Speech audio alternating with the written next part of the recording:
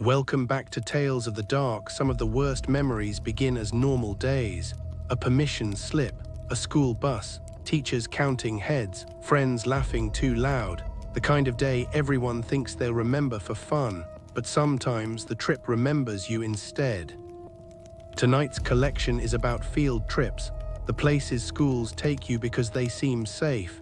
Museums, forests, historic towns, nature centers, old farms, places with fences, guides, maps, and things maps don't mention. Story 1, the bus that was ours. It happened when I was 15. Our class was going on a field trip to an old science museum 2 hours away. Everyone was excited because it meant no classes, no uniforms, no homework for one day, just snacks, friends, and a long bus ride. We met before sunrise in the school parking lot. Cold morning. Dark sky, teachers holding clipboards, students half asleep. The buses arrived one by one, yellow lights, engines rumbling, doors folding open. Teachers began calling names. There were supposed to be 3 buses, but I remember counting 4. I thought maybe another class was going somewhere else. The strange thing was, the 4th bus parked farther back, away from the others. Engine already running, lights on inside, door open, no driver visible. I stared at it for a few seconds. Something about it felt wrong. It looked like a school bus, but older. The yellow paint duller, windows darker. Like it had been sitting unused for years. My friend Darren nudged me, "Come on."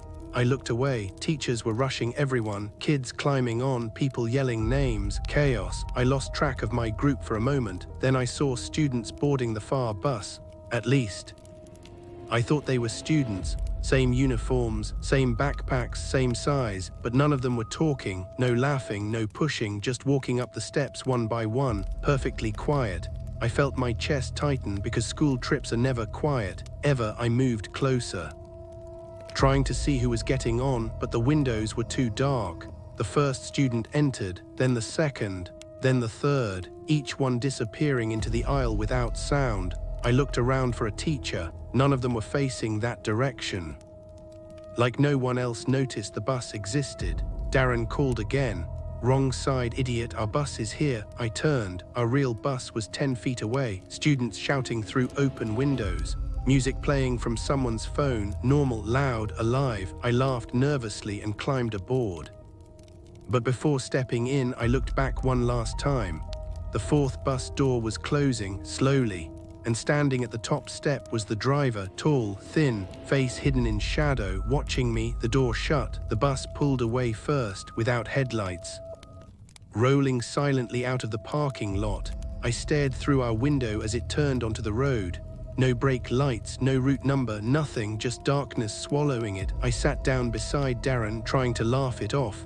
"Weird bus." He frowned. "What bus?" My stomach dropped. "The one over there." He looked out the window, only empty pavement. "You good?" I didn't answer. Halfway through the drive, our teacher stood up with a clipboard. Standard head count. She read names, students answered. Then she paused, counted again, looked confused. "We're short 3. The bus became quiet. Teachers checked seats, bathrooms, under benches. No one missing made sense. Everyone remembered their friends being there, but 3 names on the list. No one remembered those students at all.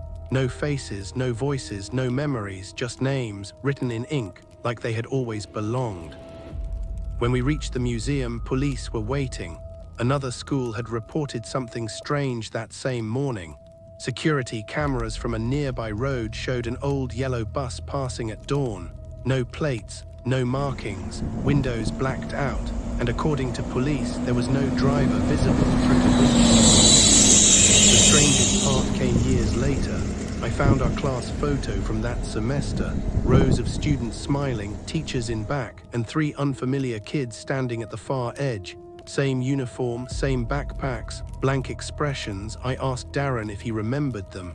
He went pale because one of them was staring directly at me and raising a hand, as if calling me over. Some places display history, some places preserve it, and some places keep adding to it. Story 2, the exhibit that counted us after the bus incident. No one wanted to talk, not the teachers, not the students, not even Darren. The missing names on the attendance sheet were brushed off as an administrative error. 3 students who didn't exist, 3 seats no one remembered being empty, 3 names no one could describe, but the mood on our real bus had changed. Too quiet. Too aware, like everyone felt something wrong, but no one wanted to be the first to say it. The museum was older than I expected. Stone building, tall windows, iron gates, the kind of place that looked more like a courthouse than somewhere children should visit. A guide met us outside, grey suit, thin smile, voice too soft. Welcome, students. He didn't sound welcoming, he sounded rehearsed. We were split into groups. Ancient tools, early machines, war artifacts, standard educational stuff. But before we entered, one of the teachers gave a strange instruction. If you get separated, stay where you are and wait. Then she added, do not wander downstairs. My chest tightened, because no one had mentioned a downstairs. Inside, the museum smelled like dust and cold metal. Footsteps echoed too long. Every room felt larger than it should have been, and quieter, even with 30 students inside. Our group moved through halls of glass displays, fossils, maps, broken instruments, but I kept noticing something strange. Every hallway had mirrors, tall narrow mirrors, placed where mirrors made no sense, at corners, between exhibits, at the end of staircases. And whenever I passed one, I felt like my reflection lagged slightly, just enough to doubt it. Darren noticed too. This place is weird. I nodded. Then we passed a locked door, brass plaque, no description, just one word, archive. There were scratch marks around the handle, fresh ones, as if someone had tried to get out. The guide quickly stepped in front of it. This section is closed. His smile never changed, but his eyes did, sharp, watching who had noticed. We moved on. By lunch, the teachers were tense, whispering together, checking clipboards repeatedly, recounting us again and again. One teacher finally snapped at a student for moving seats.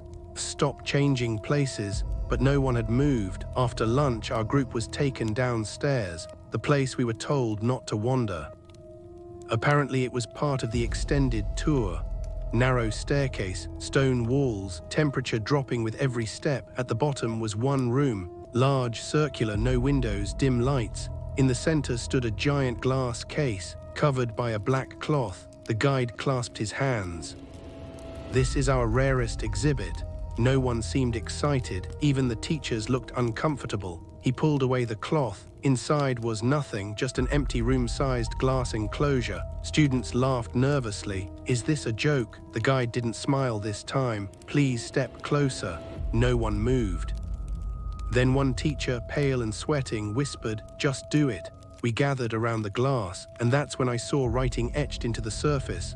Thousands of names, layer after layer, scratched by hand, some old, some recent, some barely visible beneath newer ones. My chest tightened. Because I recognized 3 names near the bottom, the same 3 names from the bus attendance sheet. I stepped back instantly. Why are those there? The guide turned toward me slowly. Because they visited. My stomach dropped. What does that mean? He ignored me. Instead, he lifted a clipboard and began reading our names, one by one. As each student answered, a soft tapping sound came from inside the empty glass case. Tap, tap, tap, like something inside was counting too. When Darren's name was called, the tapping came twice. When mine was called, it came right beside my ear. I spun around, nothing there. The room had gone silent, no one laughing now, no one whispering. Then a girl near the back screamed. Everyone turned. She was pointing at the glass. From the inside, pressed against the opposite side, was a handprint, fresh. From within the empty case, another appeared, then another, dozens, slamming against the glass from inside, something no one could see. Students panicked, teachers shouted. The guide raised his voice for the first time. Do not run. Everyone ran. The room exploded into chaos, kids pushing up the stairs, teachers screaming names. I grabbed Darren and turned once more toward the glass and saw shapes forming behind the handprints. Human shapes, crowded, desperate, all trying to get out. One of them stepped forward, clearer than the rest. A teenager, school uniform, blank expression. Then I recognized the face. One of the 3 students from our class photo. He lifted a finger, pointed directly at me, then mouthed one word. Switch. The lights went out. and something brushed past me in the dark. When lights fail, people panic. When darkness lasts too long, people change places, and sometimes, not everyone who comes back is the same person who entered. Story 3, someone came back with us. The room went black so fast it felt violent. 1 second, glass, hands screaming, then nothing, pure darkness. Students shoved past each other, shoes scraping stone, teachers yelling names. Somewhere near me, someone was crying. Somewhere farther back, someone was laughing. That sound froze me instantly because it didn't sound scared. It sounded relieved. I reached out blindly. Darren, a hand grabbed my wrist, hard, too cold. I almost screamed. Then his voice came close to my ear. I'm here. I pulled him toward me. We moved with the crowd up the stairs, bodies pressing, elbows hitting walls, people stumbling. The emergency lights finally flickered on halfway up. Red, weak, everything looked wrong under them. Faces too pale, eyes too dark, expressions blank with shock. I looked back once. At the bottom of the stairs, the guide was still standing in the room, perfectly calm, hands folded, watching students flee. And beside him in the red light were more figures than before, standing silently around the glass case. Waiting, I turned and kept running. We made it to the main lobby. Teachers slammed doors shut behind us, counting students again. Names shouted, people crying, phones out, no signal. Every screen read the same thing. Searching. The principal who had come with us demanded answers from the museum staff. There was no staff, no receptionist, no security, no visitors. Some people go quiet after trauma. Some people act strange for a few days. And some people only look like the person you knew. Story 4, the person in the seat beside me. No one wanted to sit next to Darren on the ride home. No one said it out loud, but everyone felt it. He wasn't injured. He wasn't crying. He wasn't in shock the way the rest of us were. He was calm, too calm. He sat in the middle row with his hands folded in his lap, back straight, eyes forward. Like he had been placed there. I ended up beside him because the teachers were still reorganizing students. They wanted everyone paired, no one left alone. The moment I sat down, I felt cold, not normal bus cold, a deeper kind, like the seat itself had been outside all night. Darren didn't look at me, didn't greet me, didn't ask if I was okay. He just stared at the windshield. The bus started moving. Rain tapped lightly against the windows. The road blurred into grey trees and wet highway. Students whispered in low voices, some cried quietly. One teacher kept recounting heads every 10 minutes. Every time she looked more confused because the total kept changing. 31, 32, then back to 31. No one switching seats, no one entering, no one leaving. I kept my eyes on Darren. His clothes were the same hoodie, same shoes. Same backpack by his feet, but tiny things were wrong. He blinked too rarely. When the bus turned left, his body leaned right a second late. When someone laughed behind us, he smiled before the sound happened, like reactions reached him out of order. I whispered, Darren, no response. I tried again, what grabbed us downstairs? He answered immediately, attendance. My chest tightened. What? He turned slowly toward me. His face was Darren's, but the expression behind it was, they count what enters. He looked forward again, they keep what's extra. My hands went numb. What came back with us? This time he smiled faintly. Depends who was missing. I stood up so fast the teacher shouted at me to sit down. I moved to the front row beside another student. I didn't care, I wasn't sitting there anymore. The teacher asked what was wrong. I lied. He's messing with me. She glanced at Darren, then froze slightly because he was already looking at us, smiling. The rest of the ride felt endless. Rain heavier now, road darker. Every reflection in the bus windows seemed delayed.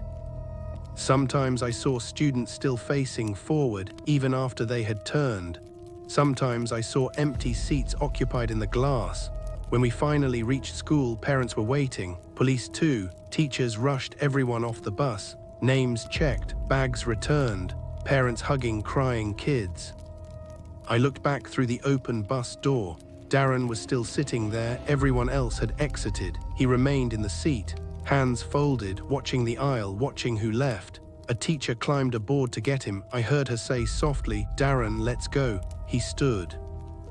But before stepping off, he looked directly at me, then tapped the seat beside him twice, the one I had been sitting in. That night my phone buzzed at 2:14 a.m. Unknown number, one message, "You left something on the bus." I didn't reply. A photo arrived seconds later. It was the seat beside Darren, my seat, and pressed into the fabric was a handprint from underneath pushing outward. I threw the phone across the room. The next morning, school was closed temporarily. Rumors spread fast. 3 students never made it home. Parents swore they were dropped off. Neighbors said they saw them walk inside, but by sunrise their houses were empty, beds untouched, photos missing, records glitched, even yearbook pages looked edited, like those students had never existed, except I remembered one of them because she had sat across the aisle from me. And sometime during the ride, I realized she had no reflection in the window. That afternoon, Darren came to my house. Alone, he stood at the end of the driveway, still, hands at his sides, not knocking, not calling, just waiting. I watched from behind the curtain for nearly 10 minutes. He never moved. Then slowly he raised one hand and mimed writing on a clipboard. I stepped back instantly. When I looked again, he was gone. But on the front door, scratched into the paint, was my full name. And beneath it, absent some schools lose records, some trips get cancelled, and some names are removed for a reason. Story 5, the attendance never ends. After Darren came to my house, I stopped sleeping. Every sound outside felt deliberate. Every passing bus made my chest tighten. Every time my phone buzzed, I expected another photo, another message, another reminder that something from the museum knew where I lived. School remained closed for the rest of the week. Parents were told there had been a transportation safety review. Students were told to stay home. Teachers were unreachable. No assemblies, no emails, no explanations, just silence. The kind adults use when truth would be worse. By the 3rd day, I needed answers, so I biked to school. The parking lot was empty, gates locked, flags unmoving. No buses, no staff cars, no sound. I circled to the side entrance near the gym. One maintenance door was slightly open, lights on inside. I slipped in. The hallways felt wrong without students, too wide, too still. My footsteps echoed farther than normal. Posters for the field trip still hung on walls, smiling students, museum logos. Permission deadlines, but on one poster someone had scratched through every face. Only the bus remained untouched. I headed toward the administration office. Doors locked, blinds drawn, except the records room. That door was open. Inside, file cabinets stood half emptied, boxes stacked everywhere, papers shredded across the floor. Like someone had tried to erase years in a single night. I searched until I found a folder labeled Science Museum Excursion. Inside were attendance sheets, emergency contacts, bus assignments, parent signatures, and one extra page. No logo, no school header, just a typed list of names, our class roster. Then 3 blank spaces, then more names underneath. Names of students from years before, different classes, different dates, some decades old, all under the same heading, unreturned. My hands shook, because at the bottom of the page someone had handwritten a note in red ink, balance must be maintained. I heard footsteps in the hallway, slow, measured. I turned off the office light and crouched behind a desk. The footsteps stopped outside the room, then continued. Past the doorway, I peeked out. It was the principal, walking alone, holding a clipboard. He looked exhausted, older than I remembered. He entered his office and shut the door. A moment later, I heard him crying, then speaking to someone. "We gave you 6 this time." My blood ran cold. Another voice answered from inside the office, soft, young. "You were short last year." I couldn't breathe. Because I knew that voice. Darren, the principal, spoke again. "Please, no more." The other voice replied calmly. "Attendance must be correct." Paper rustled, then a pen scratching, like names being added. I backed away silently, heart pounding, but my shoe touched a loose folder. It slid across the floor, too loud. The office door opened instantly. The principal stepped out first, pale, terrified. Then Darren followed, smiling. He looked directly at me. "You're late." I ran down the hallway, past lockers, past classrooms. The PA system crackled overhead. Then Darren's voice filled the school. All students report for head count. Every classroom door opened at once. Students stepped out, rows of them, silent, still. Some I recognized, some I didn't. Some wore uniforms from older decades, all holding backpacks, all turning toward me together. I sprinted for the gym exit. The line of students began walking, not fast. They didn't need to run. They knew the hallways better than I did. I burst through the side door into daylight. My bike was gone. In its place, a yellow school bus idled at the curb.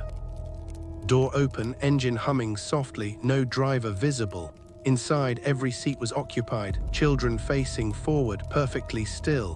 One seat near the middle remained empty. The seat beside Darren, he stood in the doorway, clipboard in hand. "You were marked absent." He looked down at the page. Then back at me, "But we can fix that." I ran into the street, didn't look back, didn't stop. I moved out of town that summer, changed schools, changed numbers, changed everything. But every year on the first day of school, I received the same envelope. No stamp. No return address. Inside is a fresh attendance sheet, my old class roster. Every student checked present, except one line, my name still blank. At the bottom, written in red ink, seat reserved. Some field trips teach history, some teach science, and some places teach you how easily people disappear. Story 6, the trail guide who knew our names. This happened a year after the museum trip. Different school, different town, different students, but the same kind of silence from adults whenever field trips were mentioned. Our class was taken to a forest education reserve, nature trails, wildlife talks. Outdoor survival lessons. Teachers said it would be fun.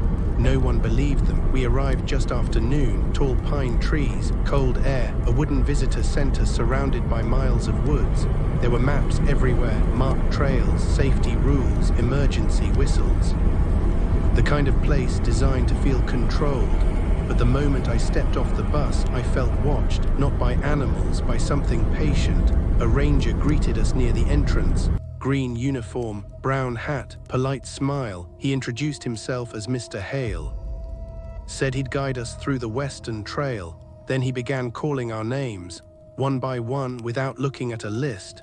Perfect pronunciation. Even students teachers struggled with. My chest tightened because we had never met him before. When he reached my name, he smiled slightly longer than he did for the others. "Glad you made it." I laughed nervously. "Have we met?" He tilted his head. "Not yet." The trail began normally. Bird sounds, leaves moving overhead, students talking too loud, teachers reminding everyone to stay together. Mr. Hale walked in front without ever checking the map, like he knew every route and stone. After 20 minutes, the phones lost signal. After 30, the sounds of the road disappeared. After 40, I realized we hadn't seen another group. No hikers, no staff, no signs of anyone, just trees. Endless trees. Then we passed a wooden sign nailed to a trunk. The paint was old and cracked. It read, "Headcount area." Students laughed. One teacher asked if it was part of the program. Mr. Hale didn't answer. He just kept walking. The trail narrowed. Branches scraped shoulders. Light barely reached the ground. Someone asked how far we'd gone. Mr. Hale said softly, "Far enough."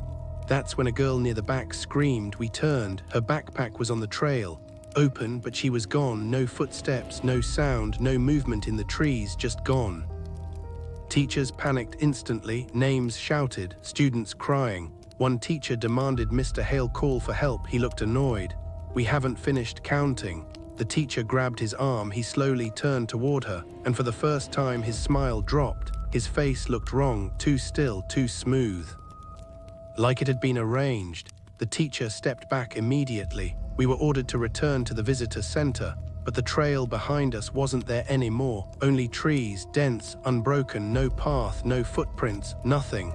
Students started running in random directions, each one disappearing between trunks. Teachers screaming for everyone to stop. Mr. Hale raised a whistle to his lips. One sharp blast. The forest went silent. No birds, no wind, nothing. Then voices answered from deep in the trees. Children's voices repeating our names, one by one, perfectly, closer each time. My legs nearly gave out because one of the voices sounded exactly like the missing girl. Another sounded like a boy standing beside me. even though he was still beside me.